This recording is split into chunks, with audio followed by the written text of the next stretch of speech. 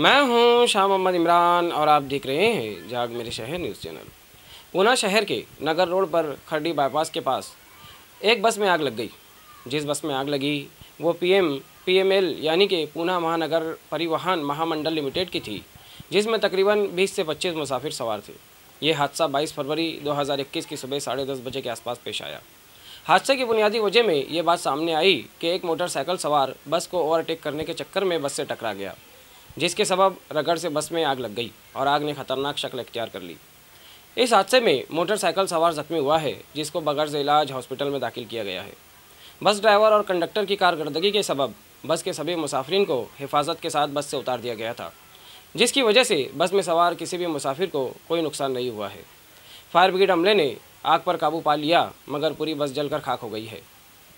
ایسے ہی نیوز دیکھنے کے لیے دیکھتے رہیے جاگ میرے شہر نیوز چینل، کیمرہ مین امان اللہ کے ساتھ۔ ایسے ہی عوامی بیداری والے ویڈیوز دیکھنے کے لیے ہمارے نیوز چینل کو سبسکرائب کریں اور بیل آئیکن کے بٹن پر کلک کر کے آل کا آپشن سلیکٹ کر لیں تاکہ ہماری ہر ویڈیوز کی نوٹیفیکیشن آپ کو ملتی رہے۔